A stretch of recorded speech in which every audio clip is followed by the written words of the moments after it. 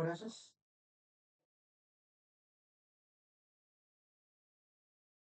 Señor Jesús, te damos las gracias por esta promesa de la cual hemos podido cantar, de que pronto tú vendrás a buscarnos, vendrás a buscar a tu iglesia y nos transformarás. Transformarás por completo lo débil de este cuerpo, de este débil tabernáculo, y nos darás aquel edificio eterno en los cielos, un cuerpo glorificado, una herencia eterna. Te queremos pedir por esta porción de tiempo que tenemos por delante para tratar este tema, que puedas dar la claridad para hablar este asunto y que pueda animar nuestros corazones, que puedan nuestros corazones arder con la expectativa de que el Señor Jesús, es decir, tu misma persona, vendrá a buscarnos. No un ángel, no un intermediario, sino tú mismo vendrás a buscarnos. Comendamos así en tus manos estos momentos, para que tu palabra pueda fluir. Abriremos así la boca y tú la llenarás, ya sea de palabra, ya sea de alimento.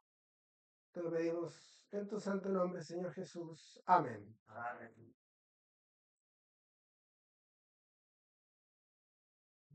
Bueno, hermanos, buenas tardes. Tenemos por delante esta tercera conferencia, cuyo tema es la segunda venida de Cristo. Es un tema que, aunque quizás aquellos que estamos acostumbrados a una visión, que la palabra, que vemos que claramente es lo que la palabra enseña con respecto a esto, sin embargo es bastante controversial en general en la cristiandad, no todos piensan lo mismo. Es un tema, podríamos decir, de importancia capital para nosotros y vamos a ver que lo fue para los primeros cristianos, porque afecta nuestro comportamiento, afecta la forma en que vivimos. En otras palabras, la esperanza que tenemos moldea nuestro camino, ¿cierto? Hace poco leyendo con algunos jóvenes un libro del misionero Jim Elliot, uno de sus compañeros relata, de sus compañeros de universidad, relatan cómo él todos los días daba vueltas al estadio de la universidad, corriendo. Y cuando le preguntaban por qué hacía eso, él decía que estaba preparando su cuerpo para los rigores del campo misionero. Él tenía, esto es una aplicación solamente, él tenía en su vista ir a predicar el Evangelio en algún lugar, no sabía dónde. Pero eso es lo que tenía por delante y por lo tanto en el ahora, en el momento, él estaba preparándose para eso. Aunque no tenía la certeza de cuándo iba a llegar su llamado, él tenía clara sus objetivos y por lo tanto es muy importante la esperanza que tenemos porque nos moldea en el presente. Y para partir, quisiera mencionar por este título, que la segunda venida de Cristo podemos considerarla en dos etapas. Y algunos se preguntará, bueno, ¿cómo dos etapas? Entonces sería una segunda y una tercera venida, ¿cierto? Pero no, según lo que hemos visto hasta ahora, el enfoque principal de las profecías está centrado en un periodo en particular que es el que conocemos como el milenio. Si nosotros vamos a las profecías del Antiguo Testamento, el grueso de las profecías hablan acerca o de la venida del Mesías en gloria o del reino milenial de ese Mesías o del periodo previo conocido como la tribulación. Tomemos Isaías, por ejemplo. La tierra será llena del conocimiento de Jehová como las aguas cubren el mar. Y eso es claro que es un cumplimiento de lo que sucederá durante el tiempo en el cual Cristo reine sobre la tierra. ¿Y cómo termina Isaías? Termina también con la prosperidad de Jerusalén como centro de las naciones. Por lo tanto, la mayoría de los pasajes también del Nuevo Testamento que hablan acerca de la segunda venida de Cristo apuntan a este momento. Para seguir avanzando, y por eso las dos primeras conferencias eran acerca de la importancia y de la profecía y la segunda acerca de la forma de interpretar las escrituras, es importante volver a enfatizar que las profecías hablan principalmente de las cosas que sucederán en la tierra. Y como hemos visto claramente, la iglesia, es decir, los creyentes de este periodo, desde Pentecostés hasta que el Señor Jesús venga a buscarnos, son del cielo, no son de la tierra. Por lo tanto, la mayoría de los pasajes del Nuevo Testamento van a hablar de la de la segunda venida de Cristo en gloria para reinar en este mundo, salvo algunos pasajes particulares que vamos a considerar.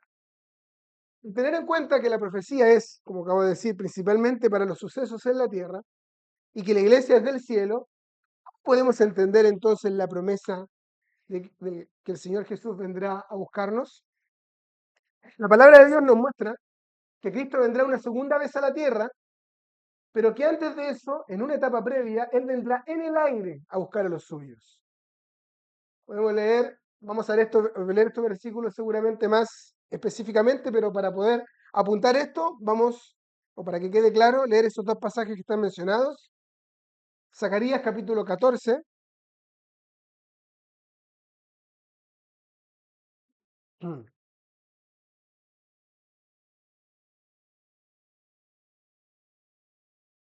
Zacarías capítulo 14, versículo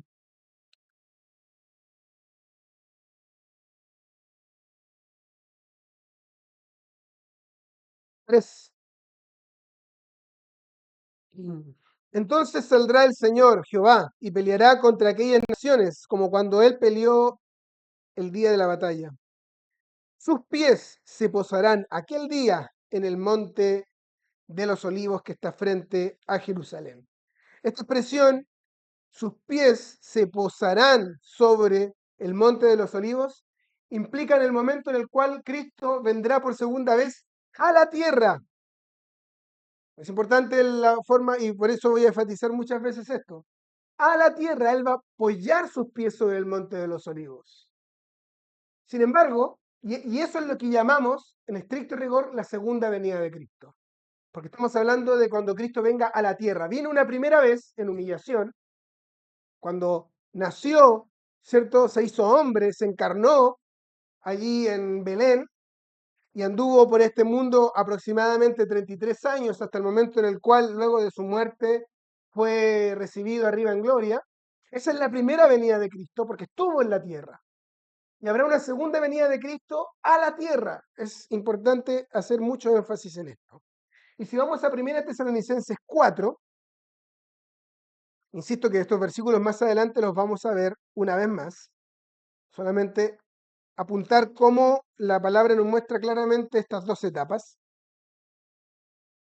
Primera a los Tesalonicenses 4, en el versículo 16 y 17 dice, pues el Señor mismo descenderá del cielo con voz de mando, con voz de arcángel y con la trompeta de Dios, y los muertos en Cristo se levantarán primero. Entonces nosotros, los que estemos vivos y permanezcamos, seremos arrebatados juntamente con ellos en las nubes al encuentro del Señor en el aire, y estaremos con el Señor siempre. Es evidente, si tomamos el contexto de ambos pasajes, que en este que está acá mencionando en primera los Tesalonicenses 4, no hay ningún momento en el cual el Señor Jesús se dice que viene a buscarnos a la tierra, que pone sus pies sobre la tierra, sino que de hecho dice claramente que nos encontraremos con Él en el aire. ¿Ya? Por lo tanto, podemos diferenciar dos etapas en la segunda venida de Cristo. La venida del Señor por los suyos, una cosa por los suyos, y su venida con los suyos. ¿Ya? Hay algunos versículos que apoyan esto. A la primera parte o primera etapa de la venida del Señor se le conoce como el arrebatamiento y a la segunda como la manifestación. Para seguir avanzando, entonces vamos a ir a la primera vez en la cual la promesa de que el Señor Jesús vendrá a buscarnos se encuentra en la Biblia y en el Nuevo Testamento y está en Juan 14. Recordarán, nuevamente por las conferencias de ayer, que la iglesia era un misterio escondido desde los siglos en Dios, ¿cierto? No es una materia de revelación del Antiguo Testamento, sino que se revela la iglesia, sus esperanzas, todo eso se revela en los tiempos del Nuevo Testamento, en los tiempos después que el Señor Jesús ascendió a la tierra cuando Él envió al Espíritu Santo y especialmente a través del ministerio del apóstol Pablo. Por lo tanto, no podemos concluir de esta manera que todos los podemos concluir a partir de esto que todos los pasajes del Antiguo Testamento, incluso muchos de los pasajes de los evangelios que nos hablan del Hijo del Hombre viniendo en gloria, no hablan de la iglesia, porque la iglesia hasta ese momento era un misterio escondido. En Juan 14, 1-3 tenemos versículos muy conocidos. Dice, no se turbe su corazón, crean en Dios, crean también en mí. En la casa de mi padre hay muchas moradas. Si no fuera así, se lo hubiera dicho, porque voy a preparar lugar para ustedes. Y si me voy y les preparo un lugar, vendré otra vez y los tomaré a donde yo voy, para que donde yo esté, allí estén ustedes también. ¿Sí? Esta expresión, los tomaré a donde yo voy, implica que Él va a venir y justamente nos va a tomar y nos va a llevar. Es un acto que después vamos a ver que llamamos un arrebato de los creyentes del lugar donde están. Entonces acá el Señor Jesús da esta promesa. ¿Por qué da una promesa? ¿Cuál es el contexto de esta promesa en Juan?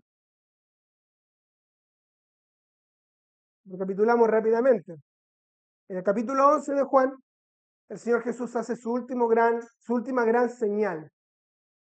Él resucita a Lázaro de entre los muertos, ¿cierto? Luego, ahí reveló toda su gloria, pero en el capítulo 12 dice que los hombres amaron más la gloria de los hombres que la gloria de Dios. Por lo tanto, estaban dispuestos a apedrear al Señor Jesús, a matarlo a él y a Lázaro inclusive. Y al final del capítulo 12, de hecho, hay unos griegos que vienen buscando al Señor Jesús. A través de Felipe se acercan al Señor Jesús y el Señor Jesús hace una declaración preciosa. Él dice, en relación con los griegos, que es una representación de los gentiles, aquellos que no formamos parte de la iglesia, que no formamos parte de la nación judía, dice, es necesario que el grano de trigo caiga en tierra y muera, porque si no muere, queda solo, pero si muere, lleva mucho fruto. Y yo, si fuere levantado en tierra, a todos atraeré a mí mismo. El Señor está diciendo, es necesario que yo muera para poder dar mucho fruto. Capítulo siguiente, capítulo 13, el Señor ahora sale de la esfera pública donde había estado hasta ahora en el Evangelio según Juan y entra en el aposento alto. Sucede el lavamiento de los pies, sucede todas las experiencias preciosas del capítulo 13, pero hay un versículo al final del capítulo 13, versículo 33. Imagínense nuevamente lo siguiente. El Señor Jesús había resucitado a un muerto. Al cuarto día de que había estado muerto, esto era algo grandioso, nunca antes había hecho algo así. Evidentemente este es el Mesías. Incluso los griegos estaban buscando al Señor. Eso es un cumplimiento de las profecías donde dice que las naciones vendrán a Jerusalén. Entonces los discípulos luego están en el aposento alto y ven al Señor Jesús cómo lava sus pies. Se está acercando el milenio, pensaban ellos. Pero el Señor Jesús les dice en el versículo 33, hijitos, estaré con ustedes un poco más de tiempo. Me buscarán. Y como dije a los judíos, ahora también les digo a ustedes, a donde yo voy, ustedes no pueden ir. Imagínense, esta palabra fue como una estocada en el corazón de los discípulos. Yo me voy a ir y ustedes no me van a encontrar, y donde yo voy además ustedes no pueden ir. Entonces, el primer pensamiento que surgió en sus corazones fue desánimo, corazones turbados. Y entonces el Señor les entrega esta palabra. Yo me voy, es verdad, y no me verán más, pero vendrá un día, les prometo que un día vendré y los tomaré a donde yo voy, a donde ustedes ahora no pueden ir. Obviamente eso también habla de la cruz. Ellos no podían ir a la cruz, ¿cierto? Pero va más allá. Va el momento en el cual el Señor Jesús va a la presencia de Dios. Yo los tomaré a donde yo voy para que ustedes estén también conmigo. Este lugar es el lugar que más abajo el Señor Jesús menciona como la casa del Padre. La casa del Padre no es Jerusalén, no es la tierra. Le está dando el Señor Jesús a los judíos, a los discípulos que está con ellos, una esperanza fuera de esta tierra. Les está dando una promesa de que van a estar con Él en los cielos. No está hablando del reino milenial, no está hablando de una morada, de tabernáculos en la tierra. Les está prometiendo claramente que los va a llevar al cielo donde Él está.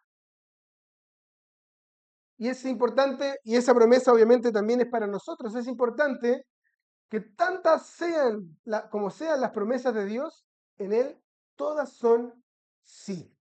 ¿Qué quiere decir esto? Que si el Señor Jesús prometió algo, debemos tener la certeza de que Él lo va a cumplir. Hoy día cantamos con los niños un cántico que decía, todas las promesas del Señor Jesús son apoyo poderoso de mi fe. Y podemos saber que todas esas se cumplirán. Y acá hay una cita de Josué que ejemplifica muy precisamente esto. Josué dice al final de su carrera, miren, hoy me voy por el camino de toda la tierra, a la muerte.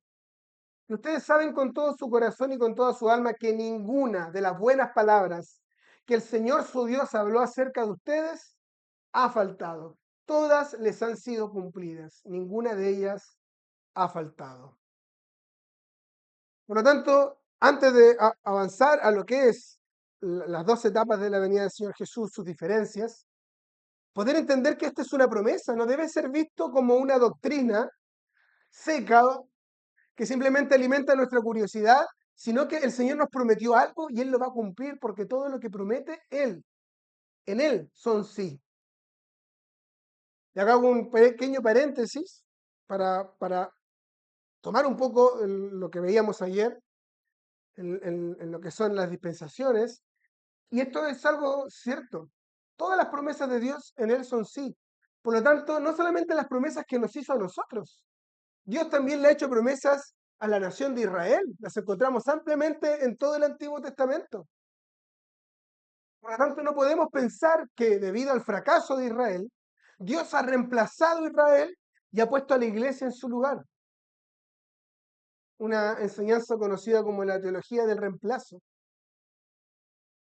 Y esto se argumenta diciendo, bueno, Israel fracasó, por lo tanto ahora las bendiciones de Israel son vistas en nosotros. Cuando entendemos que la palabra de Dios es una revelación en la cual Dios obra con la humanidad de diversas formas en diversos tiempos, entendemos que Dios no se contradice. Y además, si Dios reemplazara a Israel por su fracaso, ¿qué queda para nosotros después de 2000 años, donde el testimonio cristiano claramente también ha fracasado? Debemos tener la certeza de que todas las promesas de Dios son sí, ya sean para Israel, ya sean para los cristianos, como mencionamos en Juan 14. Al mismo tiempo, esta promesa es llamada la esperanza bienaventurada en Tito 2, 11 al 12. Ahí leemos, porque la gracia de Dios se ha manifestado, trayendo salvación a todos los hombres, enseñándonos que negando la impiedad y los deseos mundanos vivamos en este mundo sobria, justa y piadosamente, aguardando la esperanza bienaventurada y la manifestación de la gloria de nuestro gran Dios y Salvador, Cristo Jesús. Entonces, nuevamente, no se trata de una doctrina seca, de un conjunto de enseñanzas doctrinales, es una promesa, es una esperanza. Y podemos leer en 1 Timoteo capítulo 1, para complementar esto.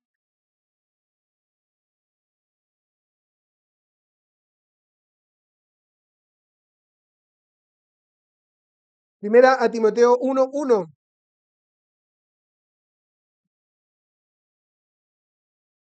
Dice así Pablo, apóstol de Cristo Jesús por mandato de Dios nuestro Salvador, y de Cristo Jesús nuestra esperanza. Más allá, no solamente es una promesa, no solamente es una esperanza, sino que esa esperanza es una persona. Cristo mismo es nuestra esperanza. Y es una esperanza bienaventurada. Me gusta traducir la palabra bienaventurada como feliz, aguardando la esperanza feliz. No hay una esperanza más alegre y feliz que saber que el Señor Jesús en un momento pronto, muy pronto, vendrá a buscarnos a esta tierra. La primera parte de este versículo de Tito, hasta piadosamente, habla, o vamos a separarlo más. La gracia de Dios se ha manifestado trayendo salvación a todos los hombres. La primera parte habla de la primera venida del Señor Jesús, cuando Él vino en gracia a este mundo y trajo salvación por medio de su obra en la cruz del Calvario y su resurrección. La segunda parte nos muestra cómo la gracia de Dios no solo se ha manifestado para traer salvación, sino que también nos enseña. No solamente vino en un pasado, sino que también en el presente la gracia de Dios sigue estando disponible para nuestra vida práctica y nos enseña. ¿A qué? Primero hay una parte negativa y después hay una parte positiva. La parte negativa, la gracia de Dios nos enseña a negar la impiedad y los deseos mundanos. Pero como todas las cosas, el temor de Dios puede ser resumido en dos cosas, según el libro de Proverbios: aborrecer lo malo y hacer lo bueno. No se trata solamente de desechar todo lo malo. Ponemos allá, no, después hay que hacer cosas buenas. Estos días escuchábamos unos mensajes de unos hermanos que hablaban del avivamiento en los tiempos de Josías. Dice que Josías ocupó los 6 primeros años desde que a los 16 años él empezó a limpiar Judá, y estuvo 6 años limpiando Judá e Israel de los ídolos. Y después de que se ocupó de las cosas negativas, de limpiar el mal que había contaminado a la tierra, después que empezó a hacer, empezó a reformar la casa de Dios.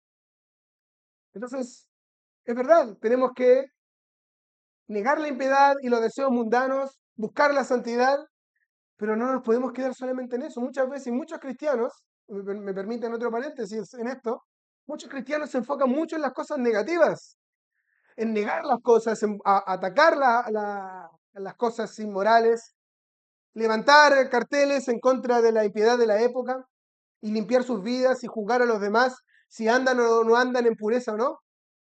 Pero el temor de Dios es aborrecer lo malo, pero también es hacer lo bueno. Y la gracia de Dios no solamente nos da una enseñanza para negar cosas, sino que también nos da una enseñanza positiva, a vivir en este mundo sobria, justa y piadosamente. Vivir sobriamente significa, es algo interior, ser equilibrado espiritualmente. Tiene que ver conmigo. Justamente significa cómo me comporto con las personas a mi alrededor. No es dentro de mí, sino exterior a mí. Y finalmente, el vivir piadosamente tiene que ver en cómo me conduzco, no conmigo mismo, no con los de afuera, sino con Dios. Y después hay otra parte positiva, que tiene que ver con el tema: aguardar la esperanza bienaventurada y la manifestación de la gloria de nuestro gran Dios y Salvador Cristo Jesús. La esperanza, la segunda venida de Cristo, forma parte fundamental, según este versículo, de la vida cristiana. Es parte de las enseñanzas positivas que la gracia de Dios nos enseña. Ahora bien, este evento glorioso que nos espera también es llamado la esperanza bienaventurada en Tito, como leímos recién. Ahí además es puesto junto con la manifestación en gloria. Si ven acá, esperanza bienaventurada, esto es la primera etapa de la segunda venida de Cristo, y la manifestación de la gloria. Esa es la segunda etapa de la segunda venida de Cristo. No queda duda alguna que los primeros creyentes tenían esta esperanza puesta delante de ellos, tal como leemos en 1 Tesalonicenses 1:10. Ahora vamos a un tema más, eh, eh, ¿cómo se llama? Más práctico en cuanto a la enseñanza. ¿Por qué hablamos de arrebatamiento? Alguien se podría preguntar, bueno, ¿qué significa esto? ¿Aparece esta palabra en la Biblia? No sé si lo noté por acá, pero hay dos formas que la gente se refiere a este término. Me gustaría que nos pueda quedar claro que la palabra correcta en el castellano para nosotros es la palabra arrebatamiento. Algunas personas utilizan la palabra rapto también, pero la palabra rapto tiene una connotación negativa. Rapto tiene que ver con lo que una persona hace a la fuerza en contra de la voluntad de otra persona. Por lo tanto, la forma correcta para hablar de nosotros es usar el término arrebatamiento.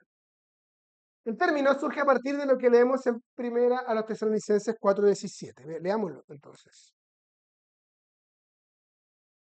Es importante porque muchas veces se niegan ciertas enseñanzas porque tal término no aparece en la Biblia, ¿cierto? Por ejemplo, el término Trinidad no aparece en la Biblia, pero es una verdad que entendemos, que está revelada en la Biblia. Sin embargo, acá en este caso, si bien el término arrebatamiento probablemente tal no está así tal cual, pero sí leemos en 1 Tesalonicenses 4:17 lo que leímos anteriormente. Dice, seremos arrebatados. De ahí viene la expresión arrebatamiento. Arrebatados, en el idioma original, el verbo implica que se ejerce una fuerza de manera súbita. En la transliteración, ¿cierto? Yo sin saber griego, es arpazo, significa tomar por la fuerza. Por ejemplo, en Juan 6:15 dice que los judíos, después de que el Señor Jesús alimentó a los 5.000, querían venir y hacer al Señor Jesús rey por la fuerza. De ahí viene la palabra. Bueno, acá está la parte que quería mencionar. Si bien comúnmente se utiliza el término rapto, también en español este término no es del todo adecuado, pues le da una connotación negativa. Entonces, volviendo acá, es claro, a partir de 1 Tesalonicenses 4:17, que va a haber un momento en el cual, cuando el Señor Jesús venga, va a ejercer una fuerza positiva, va a tomar por la fuerza a los que estén sobre la tierra y los va a llevar para encontrarlos en el aire. Ahora nos podemos preguntar, ya vamos a ir a los versículos de 1 Tesalonicenses 4, pero algo típico que se puede preguntar, bueno, ¿qué señales hay antes del arrebatamiento? Y la respuesta es que no hay ninguna señal específica. El siguiente evento profético en los planes de Dios es el arrebatamiento. Por eso era importante ver lo que vimos el día de ayer. La iglesia, el trato de Dios para con la tierra se interrumpieron. Durante el presente periodo, Dios no está ejerciendo un gobierno directo en la tierra, se lo ha entregado a los gentiles. Y la profecía se ha detenido en este aspecto. La profecía de las 70 semanas de Daniel, que cumple, como esta mañana se nos dijo así brevemente, en la semana 69 se le quitó la vida al Mesías. Y dice que al final de la semana 70 vendrá el Señor. Pero eso no pasó 7 años después de la venida del Señor, la muerte del Señor. ¿Por qué? Porque el reloj profético de Dios se detuvo con la muerte del Mesías. Y todavía hay una semana de 7 años que está por cumplirse. Acá hace referencia. De cierto modo podemos decir que el reloj profético de Dios se detuvo con la muerte del Mesías príncipe y la destrucción de Jerusalén, como está mencionado en Daniel 9. Obviamente, consideramos que este reloj profético tiene que ver con Israel y la tierra, no con la iglesia que es celestial. Volvemos a repetir lo que hemos visto estos días. Ahora, sin embargo, a pesar de que no hay ninguna señal especial que esperemos antes de la venida del Señor Jesús, el creyente puede ver a su alrededor y discernir los tiempos. Si bien no esperamos señales en particular, todo lo que hay a nuestro alrededor nos da a entender que el Señor Jesús viene muy pronto. Mencionamos el día de ayer el asunto de las 7 iglesias de Apocalipsis. Y es evidente que estamos en el periodo final de los tiempos de la iglesia. Vemos lo que pasa a nuestro alrededor. El misterio, dice vamos a leer esto también, que ya está en acción el misterio de la iniquidad, desde los tiempos de Pablo que está en acción. Pero hoy en día se ha desatado con mayor impiedad. Entonces, podemos decir, sí, el Señor, vemos que cada vez más el Señor está muy pronto a venir. Pero lo que el creyente no puede hacer es poner fechas o decir, no, viene en tal momento porque tales señales se están cumpliendo, porque no hay tal cosa en las escrituras. El reloj profético de Dios se detuvo. Vamos entonces para hablar acerca de la segunda venida de Cristo, vamos a tomar las dos cartas a los tesalonicenses. muy por encima, pero que nos explican bien de qué se trata todo esto. Vamos a leer primero en 1 Tesalonicenses 1, versículos 9 y 10.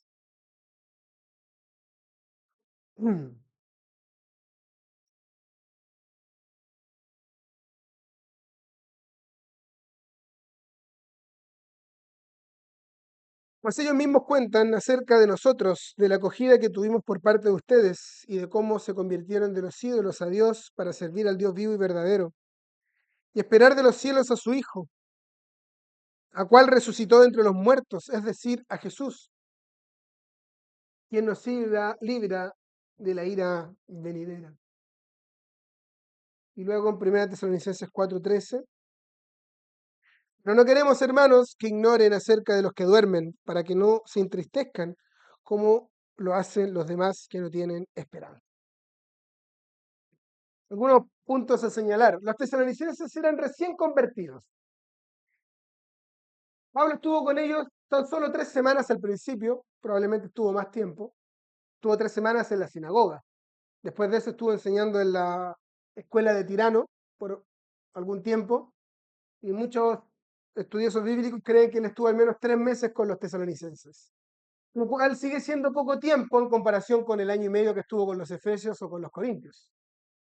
¿Por qué mencionamos esto? Porque eran niños en Cristo y Pablo tuvo que huir en algún momento rápidamente por un escándalo que hubo en Tesalónica, lo querían apedrear. Por lo tanto, la enseñanza de Pablo a los tesalonicenses quedó de alguna manera inconclusa. Podemos leer en el libro de Hechos de los Apóstoles, capítulo 21.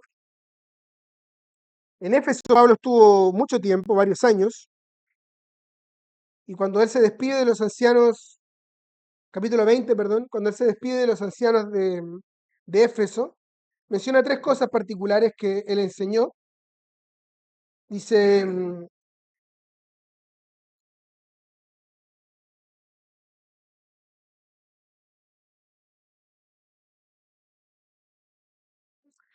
versículo 24 al final, para dar testimonio solemnemente del Evangelio de la gracia de Dios. Y ahora yo sé que ninguno de ustedes entre quienes anduve predicando el reino volverá a ver mi rostro.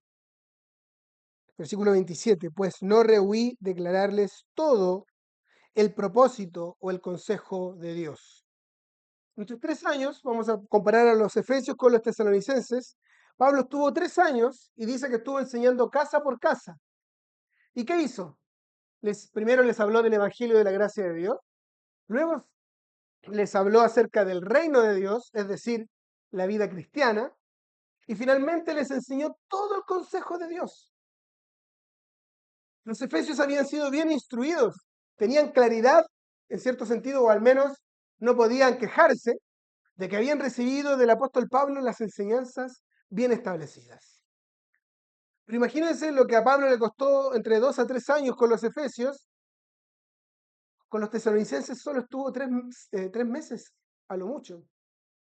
Evidentemente habrán quedado cosas que les faltaba por aprender, porque además, si Pablo hubiese tenido, por ejemplo, un viaje planeado para irse de Tesalónica, podría haber organizado cómo daba la enseñanza, pero tuvo que huir. Y esto generó algunas complicaciones en los tesalonicenses.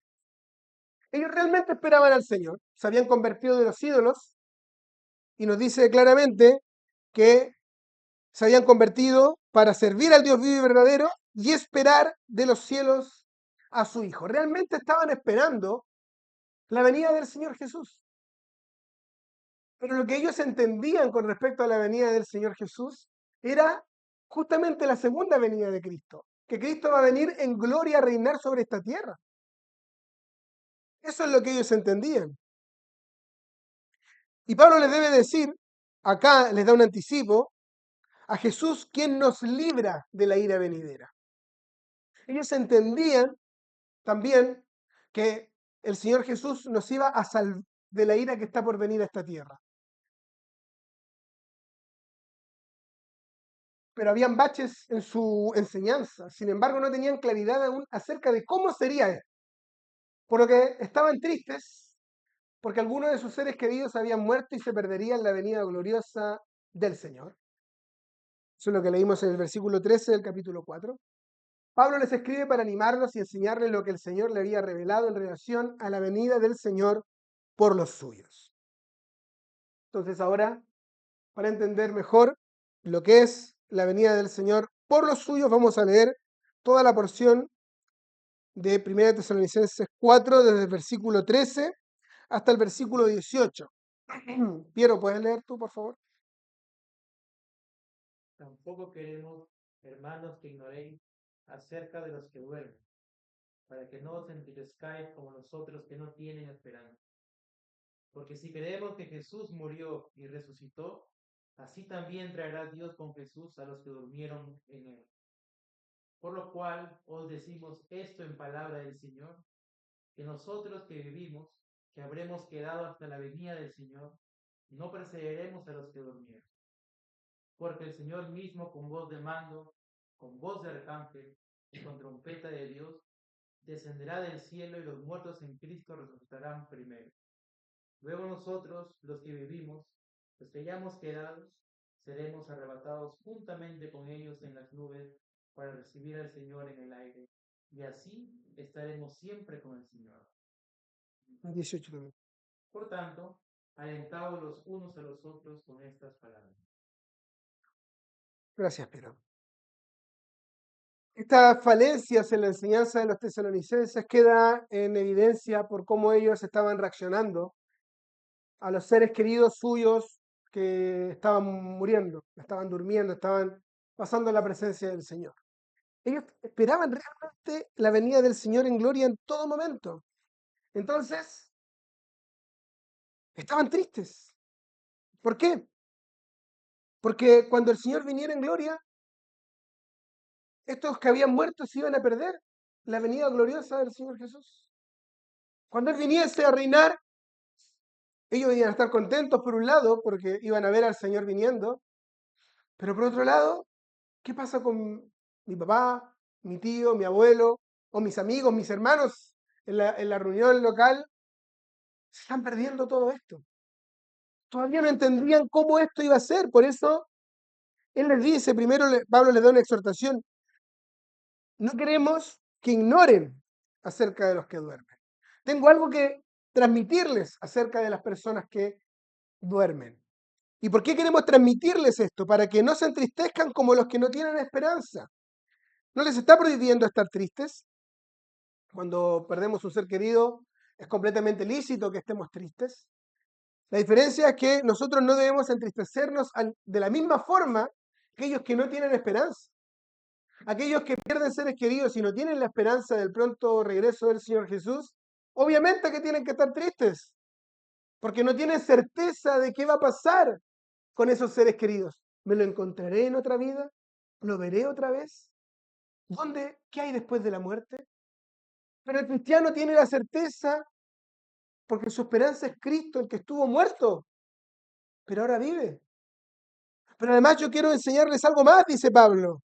Quiero porque si creemos que Jesús murió y resucitó, entonces, hermanos tesalonicenses, ustedes también tienen que tener claro que aquellos que están muriendo también van a resucitar. Porque Cristo es las primicias y lo que es cierto en Cristo es cierto en el cristiano que ha tomado su posición juntamente con Cristo. Si creemos que Jesús murió y resucitó, así también Dios traerá con él a los que durmieron en Jesús. ¿Y cómo va a pasar esto, Pablo? Preguntarían los tesalonicenses. Explícanos, por favor. ¿Cómo es que aquellos que durmieron en Jesús serán traídos? Dice, así también Dios traerá con él. ¿Qué está diciendo acá? Está diciendo que cuando el Señor Jesús venga a esta tierra y ponga sus pies sobre esta tierra para establecer los juicios sobre el mundo impío y para establecer su justicia, está diciendo que Dios traerá con él, con Cristo, a todos los que durmieron en Jesús. Y entonces, hasta este momento, los tesalonicenses siguen preguntándose, pero Pablo, ¿cómo puede ser posible esto? Y entonces, el siguiente versículo Pablo les va a explicar cómo es esto. Por lo cual decimos esto, por la palabra del Señor. 2 puntos. Si tienen la posibilidad, yo les recomiendo para darle claridad al texto acá, cuando en el texto original, en el griego, no existían ni las puntuaciones, ni las comas, ni los paréntesis, ni ninguna de las formas gramaticales que se usan hoy en día. Era un texto lineal, ¿cierto? Por lo tanto, los copistas o las personas que hicieron las traducciones le añadieron los comas, los puntos, los paréntesis para darle un sentido al texto según lo que estaba en la interpretación del texto. Y yo recomiendo, para poder entenderlo mejor, abrir un paréntesis en el versículo 15 y cerrarlo al final del versículo 17. Un paréntesis porque lo que Pablo está haciendo entre el versículo 15 y el versículo 17 es explicarles cómo va a ser posible que cuando Cristo venga en gloria, Dios traiga juntamente con él a los que durmieron. ¿Sí? Lo vuelvo a decir por si no se entiende. Habían unos que habían muerto y Pablo les está diciendo, no estén tristes, porque cuando Cristo venga, ellos también van a venir juntamente con él. ¿Y cómo? Y procede a explicar cómo esto va a suceder.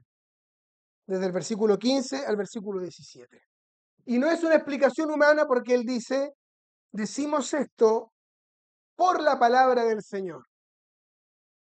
Esto que tenemos acá es una de las 4 revelaciones que Pablo recibió directamente de parte del Señor. ¿Cuáles son estas 4 cosas y revelaciones que directamente recibió de parte del Señor? Esta, el arrebatamiento de los santos. 2, la cena del Señor, porque yo mismo recibí del Señor lo que también les he enseñado, que el primer día de la semana tomó pan, etcétera, etcétera, ¿cierto? El primero a los Corintios 11. El misterio de la iglesia, no solamente lo recibió, sino que fue hecho administrador de esta verdad, mayordomo de esta verdad. Y el evangelio de Dios. Dice en Gálatas capítulo 1 claramente que él no recibió el evangelio de los que eran apóstoles antes que él, sino que él, después de haber visto al Señor Jesús en el camino a Damasco, estuvo en Arabia 3 años, y cuando volvió, él les contó el ministerio que había recibido directamente del Señor. Por lo tanto, el evangelio, Pablo lo recibió directamente de Cristo. Estas son las 4 revelaciones de Pablo, lo que el Señor le hizo a Pablo. Entonces, es algo de la mente de Dios que Pablo recibe como el administrador del misterio de la iglesia. Esto, el arrebatamiento de la iglesia, no lo vamos a encontrar en las profecías del Antiguo Testamento. Vamos a encontrar figuras. Por ejemplo, está la figura de Enoc. Enoc fue arrebatado antes que el juicio viniera sobre la tierra, al igual de lo que va a pasar con la iglesia.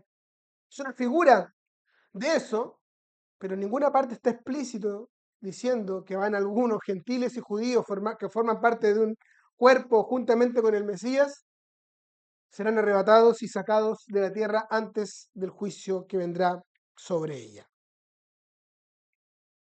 Entonces, del versículo 15 al 17, Pablo explica cómo esto va a suceder. Dice, nosotros,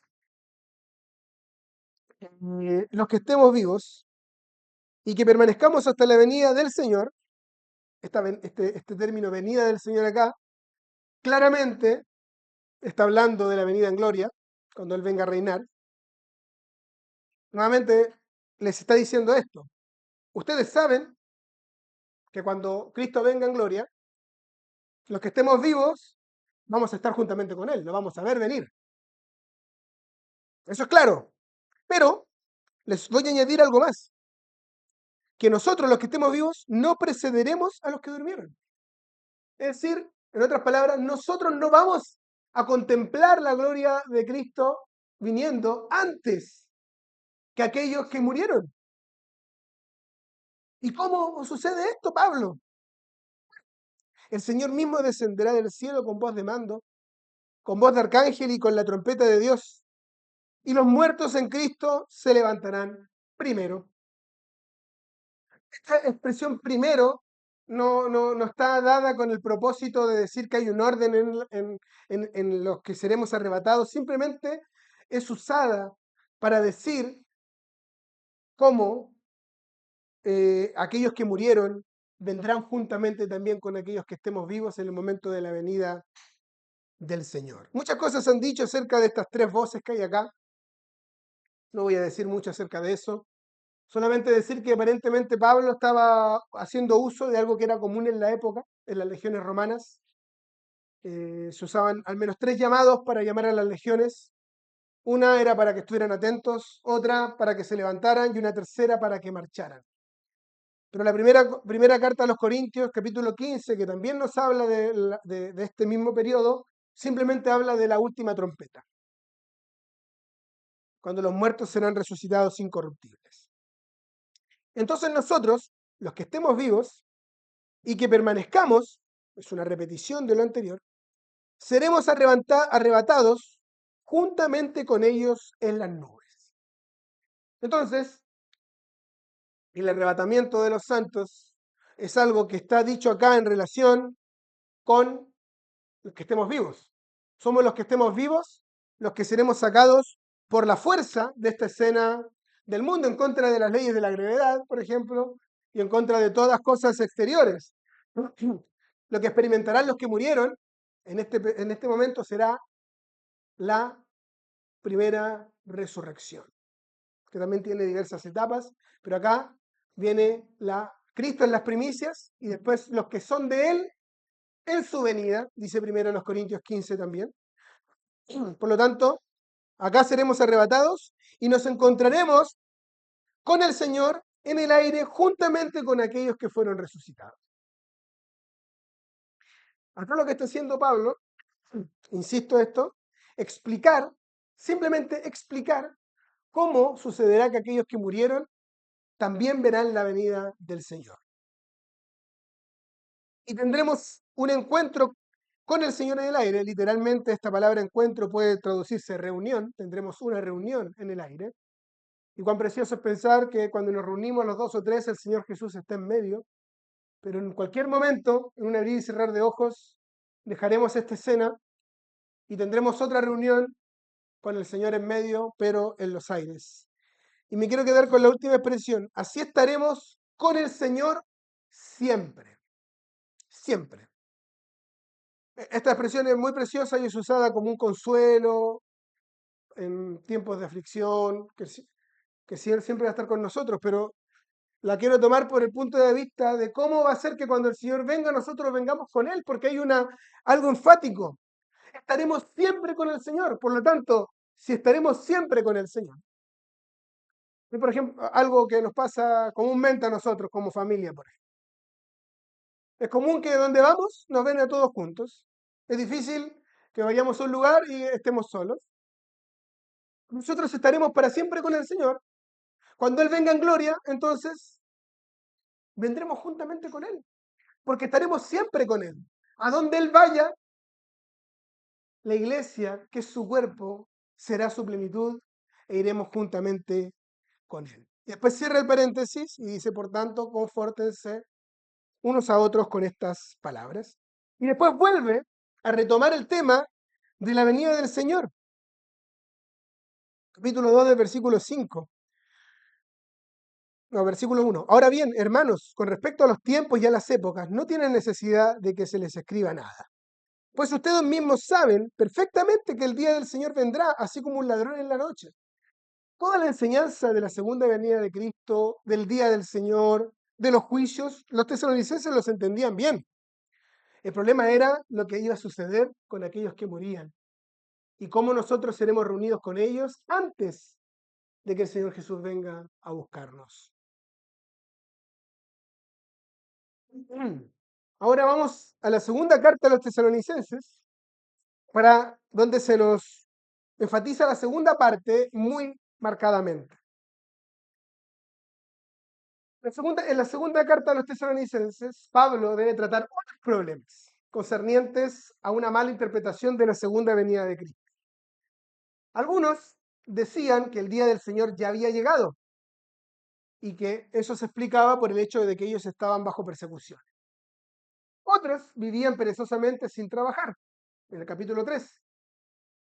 Probablemente pensando, bueno, Cristo viene pronto, entonces no es necesario que trabajemos. Y en el capítulo 1, Pablo también anima a los creyentes a soportar las tentaciones teniendo en vista la pronta venida del Señor. Veamos muy brevemente, porque el tiempo no nos ayuda, estas cosas. Capítulo 1, versículo,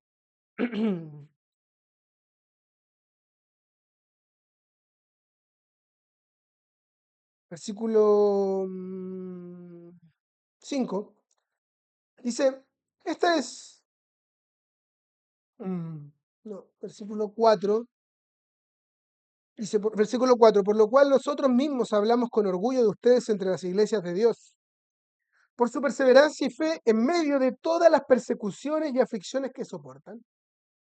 Los tesalonicenses estaban pasando por tiempos de mucha persecución, estaban siendo atacados por ser cristianos, y Pablo dice, las persecuciones y aflicciones son una señal evidente del justo juicio de Dios para que sean considerados dignos del reino de Dios, por el cual en verdad están sufriendo. ¿Por qué es una señal del juicio de Dios? ¿Qué tiene que ver la persecución del cristiano con el juicio de Dios? Porque, después de todo, es justo delante de Dios que Él pague con aflicción a quienes los afligen a ustedes, pero que Él les dé alivio a ustedes que son afligidos y también a nosotros cuando el Señor Jesús sea revelado desde el cielo con sus poderosos ángeles en llama de fuego, dando castigo a los que no conocen a Dios y a los que no obedecen al Evangelio de nuestro Señor Jesús. Estos sufrirán el castigo de eterna destrucción, excluidos de la presencia del Señor y de la gloria de su poder, cuando Él venga para ser glorificado en sus santos en aquel día y para ser admirado entre todos los que han creído, porque nuestro testimonio ha sido creído en ustedes. Es interesante cómo Pablo, cuando los creyentes tesalonicenses estaban pasando persecuciones, no va donde ellos y les da unas palmadas en la espalda y les dice, no, ya va a pasar. No les dice, no se preocupen, ya van a dejar de haber persecuciones. Pablo les dice, no, van a seguir habiendo persecuciones. Y la forma de consolarlos es diciendo de lo que ellos están sufriendo ahora va a tener una retribución contra aquellos que los afligen a ellos. Y pone delante de ellos dos cosas, el juicio de aquellos que los persiguen y el alivio que ellos recibirían cuando el Señor Jesús venga en gloria y ellos vengan juntamente con Él. Entonces, en este capítulo 1, Pablo habla de la segunda venida de Cristo como un día de retribución, cuando Él por fin juzgará todo el mal que se ha hecho a los cientos de miles de millares de cristianos que han sufrido persecuciones por parte del mundo. Desde la sangre de Esteban, pasando por personas como Ignacio, que fue un mártir que fue lanzado a los leones en el Coliseo romano, pasando por Jan Hus en el año 1500, y tantos mártires que hubo en la historia de la iglesia, Jim Elliot, etcétera, etcétera. Llegará un día en el cual Dios, cuando Cristo venga, retribuirá a este mundo todo ese mal que han sufrido los cristianos durante este periodo. Y para nosotros es un alivio saber, insisto, no nos está llamando a soportar las cosas con una falsa esperanza de que todo va a estar mejor. El cristiano a veces piensa, no, el mundo ya va a pasar. El Señor está a mi lado y Él me va a quitar los problemas, Él me va a quitar las dificultades. Pero acá no está diciendo eso. Está diciendo que esto va a seguir. Pero cuando Cristo venga en gloria, Él va a retribuir las cosas. En el capítulo 2, entonces, leemos el versículo 1. Pero con respecto a la venida de nuestro Señor Jesucristo y a nuestra reunión con Él, acá en este versículo 1, claramente está separando a las dos cosas. La venida de nuestro Señor Jesucristo es la manifestación de Él, cuando Él aparezca delante de los ojos de todos los hombres y todo ojo le vea. Y nuestra reunión con Él claramente es el arrebatamiento que hemos hablado que sucederá antes de la venida en gloria. Les rogamos, hermanos, que no sean sacudidos fácilmente en su modo de pensar, ni se alarmen, ni por espíritu, ni por palabra, ni por carta, como si fuera nuestra, en el sentido de que el día del Señor ha llegado. Había algunos que decían que el día del Señor, el día de Jehová, ya había llegado. ¿Y qué es el día de Jehová? Es el día en el cual Él establecerá juicio sobre esta tierra. Y algunos decían, ya llegó ese día. ¿Por qué? Porque están siendo perseguidos. La persecución es una señal de que el día del Señor ya llegó. Y Pablo les está diciendo, no se dejen conmover. Porque, versículo 3, no vendrá el día del Señor sin que primero venga la apostasía y sea revelado el hombre de pecado, el hijo de perdición. Entonces, antes de que el día del Señor llegue, antes que lleguen los días de los juicios, es necesario que se manifieste el hombre de pecado, aquel que es conocido como el anticristo. Y vamos a hablar más de eso en la siguiente reunión. Y en el capítulo 3 también corrige en el versículo 6, ahora bien, hermanos, le mandamos en el nombre de nuestro Señor Jesucristo, que se aparten de todo hermano que ande desordenadamente y no según la doctrina que ustedes recibieron de nosotros. Entonces había algunos que no trabajaban y en vistas de la segunda venida de Cristo, Él les corrige este problema. También me gustaría señalar de que la palabra de Dios nos dice, debemos aguardar la esperanza, aguardando la esperanza bienaventurada, leímos en Tito. Pero también nos habla de amar la manifestación del Señor. Eso está en 2 Timoteo capítulo 4. En 2 Timoteo 4, versículo 8, dice, en el futuro me está reservada la corona de justicia que el Señor, el juez justo, me entregará en aquel día. Y no solo a mí, sino también a todos los que aman su venida o su manifestación, otra mejor traducción. Y es interesante esto, pensemos, la esperanza bienaventurada es la segura esperanza del creyente. El creyente espera que el Señor Jesús venga a buscar a su esposa, a su iglesia. Pero se nos dice que debemos aguardarla, esperarla. Pero cuando se trata de la manifestación, es decir, cuando el Señor venga a reinar sobre esta tierra, se nos dice que debemos amar eso. Y es interesante porque a veces hacemos las cosas al revés. A veces cantamos y nos encanta cantar y anhelamos, amamos el momento en el cual el Señor Jesús venga a buscarnos. Pero la palabra usa un lenguaje diferente. Dice que debemos aguardar la esperanza, pero amar la manifestación de Cristo. Entonces, ¿por qué esto? Porque muy brevemente pueden haber otras explicaciones, pero si nosotros realmente somos absorbidos por el amor de Cristo, entenderemos que el día en el cual Él venga a reinar sobre esta tierra será el momento en el cual Él recibirá toda la retribución por lo que Él le fue hecho mientras estuvo en la tierra. Él recibirá todos sus derechos. Volvemos a repetir un versículo que hemos repetido bastante ayer y hoy día. A lo suyo vino. ¿A qué es lo suyo? Lo dijimos ayer. Su trono, su reino, su gloria, su corona. Pero los suyos no lo recibieron.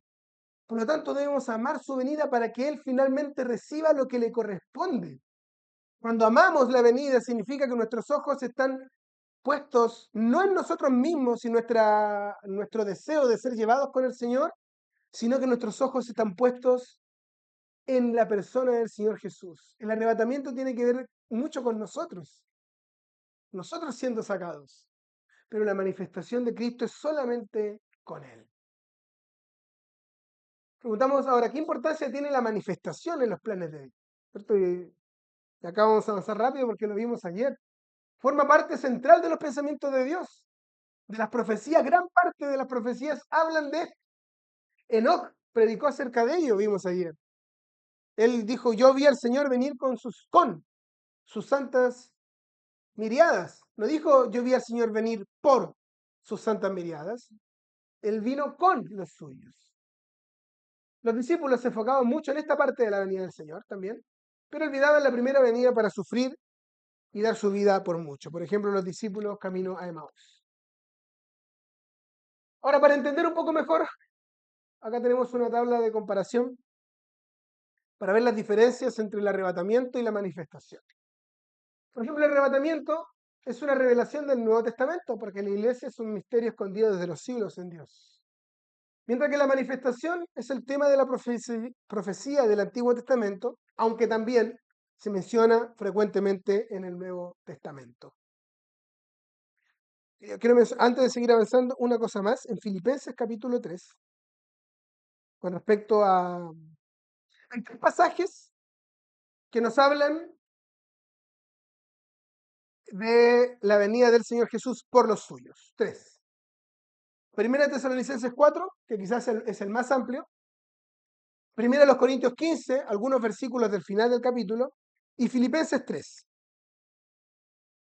Filipenses 3 dice, el versículo 20, porque nuestra ciudadanía está en los cielos, de donde también ansiosamente esperamos a un Salvador, el Señor Jesucristo, el cual transformará el cuerpo de nuestro estado de humillación en conformidad al cuerpo de su gloria, por el ejercicio del poder que tiene aún para sujetar todas las cosas a él mismo.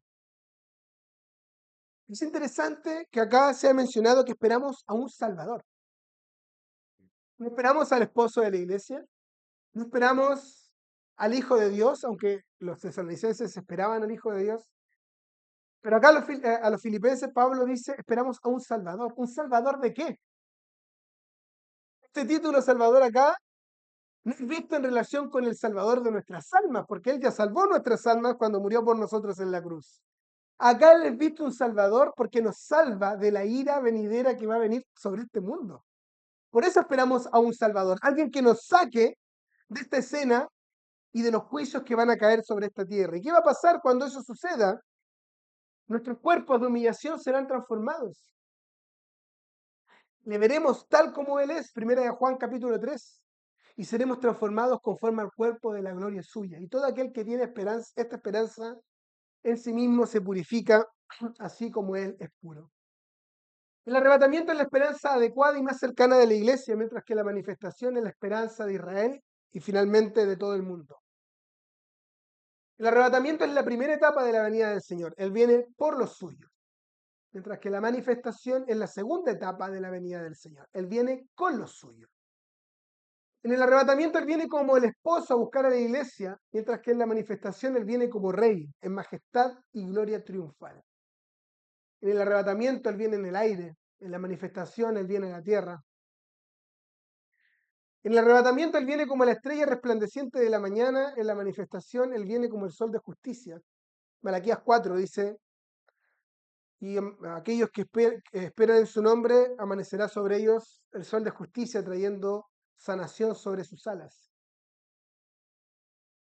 Mientras que nosotros lo esperamos como la estrella, es la última estrella que brilla en la noche antes que el día del Señor amanezca sobre esta tierra. El arrebatamiento es secreto y repentino, mientras que la manifestación es público y todo ojo lo verá, aunque también aparecerá en distintas etapas para vencer a todos sus enemigos. Esto lo vamos a ver en la siguiente reunión, pero Cristo va a venir a la tierra, va a poner sus pies en los montes de los olivos, pero también va a descender al campo de Megido, a la batalla conocida como Armagedón. Y en cada etapa van a vencer distintos enemigos. Y vamos a hacer mención de esto en la siguiente reunión. Hay un periodo que la palabra nos enseña de aproximadamente 75 días en los cuales el Señor limpiará esta tierra de todos los enemigos. Y en distintas etapas vencerá a todos los enemigos según la esfera de estos enemigos. Por ejemplo, y esto es lo impresionante de la profecía, en la palabra de Dios nos dice claramente que cuando el Señor ponga sus pies en el monte de los olivos, será para defender a Israel del ataque del rey del norte y su confederación.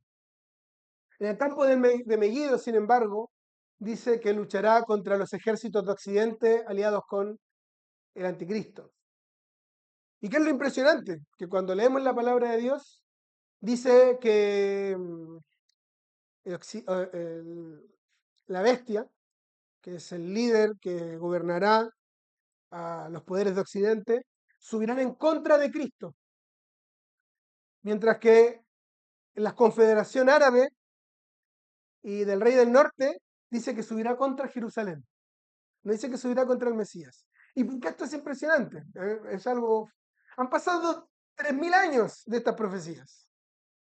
Y uno toma un panorama político del mundo actual, ¿y qué encuentra uno?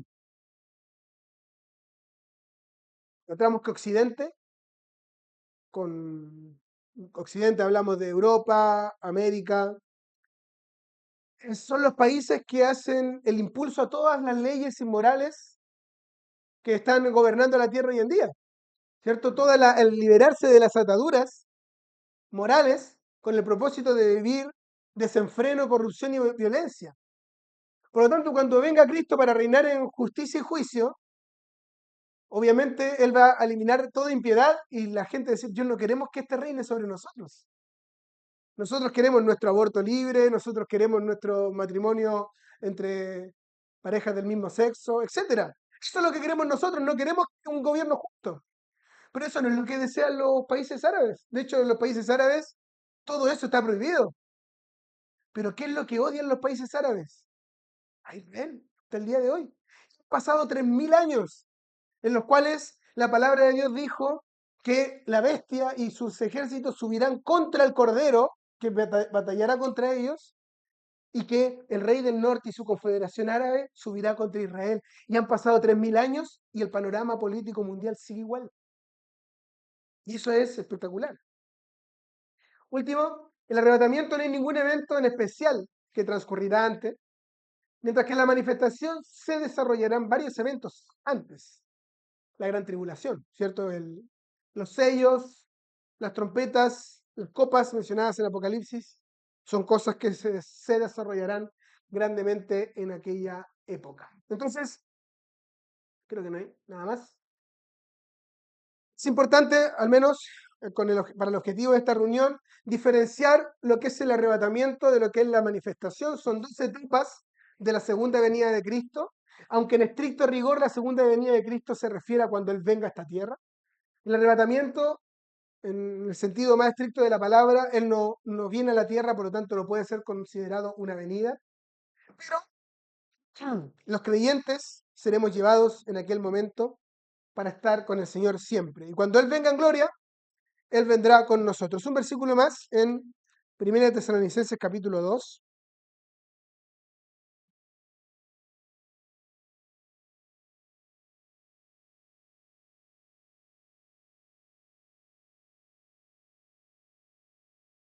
Versículo 19. Porque, ¿quién es nuestra esperanza o gozo o corona de gloria? ¿No lo son ustedes en la presencia de nuestro Señor Jesús en su venida? Acá es claro que el apóstol Pablo está hablando de la venida del Señor en gloria, que cuando el Señor venga en gloria, ellos van a recibir una recompensa, una corona, que serán los mismos tesalonicenses que se habían convertido por medio de ellos. Capítulo 3, versículo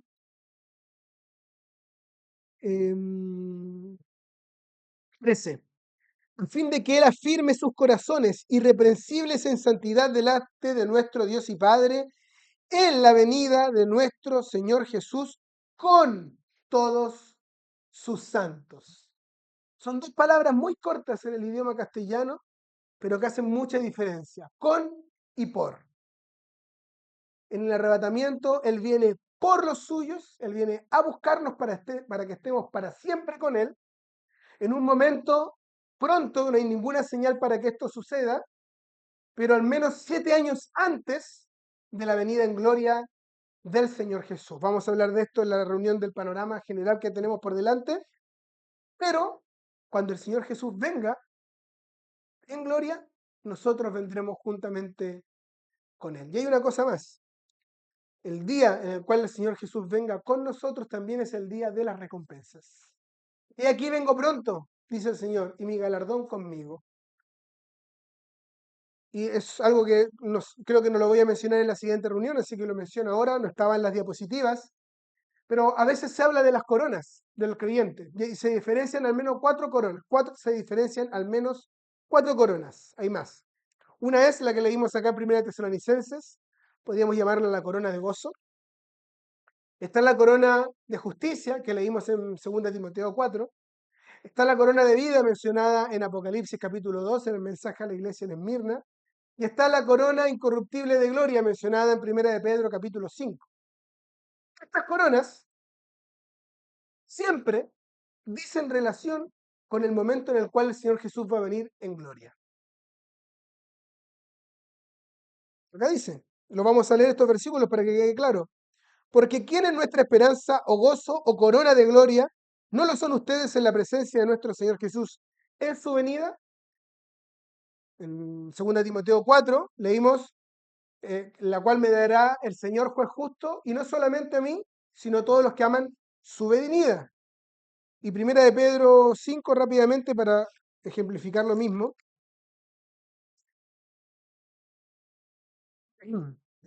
Versículo 4 dice, y este es más claro todavía, cuando aparezca el príncipe de los pastores, ustedes recibirán la corona inmarcesible de gloria.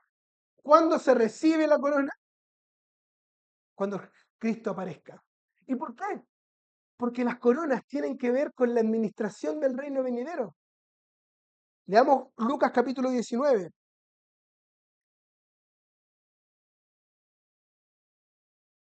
Algunos pueden decir, bueno, pero yo leo Apocalipsis capítulo 4, que es antes de la gran tribulación, y veo que están los 24 ancianos y tienen coronas y lo echan a los pies del Señor.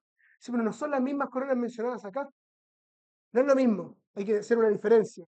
Las coronas mencionadas en Apocalipsis 4 probablemente sean las glorias que recibiremos por compartir el momento con el Señor, ¿cierto? Pero acá en Lucas 19, en la parábola de las minas, dice, versículo 12, por eso dijo, cierto hombre de familia noble fue a un país lejano a recibir un reino para sí y después volver. Llamando a 10 de sus siervos, les repartió 10 minas y les dijo, negocien con esto hasta que yo regrese. Pero sus ciudadanos lo odiaban y enviaron una delegación tras él diciendo, no queremos que éste reine sobre nosotros. Y al regresar él, después de haber recibido el reino, mandó a llamar a su presencia a aquellos siervos a los cuales había dado el dinero para saber lo que habían ganado negociando. Se presentó el primero diciendo, Señor, su moneda se ha multiplicado 10 veces. Y él le dijo, bien hecho, buen siervo, puesto que has sido fiel en lo muy poco, ten autoridad sobre 10 ciudades. Entonces vino el segundo, etc. Versículo 20. Y vino otro diciendo, Señor, aquí está su moneda que he tenido guardada en un pañuelo, pues a usted le tenía miedo, porque es un hombre exigente que recoge lo que no depositó y ciega lo que no sembró. Él le contestó, siervo inútil, por tus propias palabras te voy a juzgar. ¿Sabías que yo soy un hombre exigente y que recojo lo que no deposité y ciego lo que no sembré? Entonces, ¿por qué no pusiste mi dinero en el banco y al volver yo lo hubiera recibido con los intereses? Y dijo a los que estaban presentes, quítele la moneda y désela al que tiene las 10 monedas. Versículo 27. Pero estos mis enemigos, que no querían que reinara sobre ellos, tráiganlos acá y mátenlos delante de mí. Esta parábola es impresionante porque nos habla de esto y del juicio del Señor en un futuro. El hombre noble, claramente, es el Señor Jesús, está hablando del mismo. Dice que él se fue a un país lejano para recibir un reino para sí y después volver. En aquella época, ¿cierto? Por ejemplo, un cónsul, cuando era nombrado cónsul, tenía que ir a Roma a recibir su gobierno y después volver al lugar que tenía que gobernar. De alguna manera es lo que el Señor está diciendo acá. Él se va a ir al cielo a esperar el momento en el cual venga a tomar el reino acá en la tierra. Pero mientras él se va, le entrega a sus siervos, y pongan atención porque esto no es lo mismo que la parábola de los talentos, donde a uno le da más y a otro le da menos. Acá todos le da lo mismo. Es decir, que el Señor Jesús a todos nos ha dado lo mismo, la misma medida de gracia, de fe, de amor. Es distinto que los talentos, donde tiene que ver las capacidades que Dios le ha dado a los hombres en su naturaleza. Y a algunos les ha dado más, le ha dado mayor capacidad intelectual, por ejemplo, o qué sé yo, talentos en el sentido físico. Pero acá a todos les ha dado lo mismo, porque todos nosotros hemos recibido la misma medida de gracia. Acá el siervo inútil No es enviado al infierno como el siervo inútil de la parábola de los talentos. Acá los que son muertos son los enemigos que dijeron no queremos que este reine sobre nosotros. Es una figura, esto, de la venida del Señor Jesús en gloria. Cuando llegue el momento de la venida del Señor Jesús en gloria, aquellos que produjeron para el Señor recibirán administración en el reino venidero. Nosotros reinaremos en un sentido literal con Cristo sobre este mundo. Tendremos la capacidad de estar con Él desde el cielo, obviamente, porque somos celestiales, reinando sobre esta tierra. Y lo que hagamos en esta tierra ahora impactará en la manera en la cual administraremos el gobierno o Él administrará a través nuestro su gobierno en el reino milenial. Aquel que produjo 10 minas tuvo autoridad sobre 10 ciudades. Pero ¿cuántos habrá? ¿Cuántos habrá en aquel momento que con esa gracia que recibieron, la escondieron en un pañuelo y no produjeron nada? Muchos cristianos están en esta situación. Y es lo que dice 1 Corintios 3, que el fuego la probará, será salvo, pero como por fuego, y no quedará nada.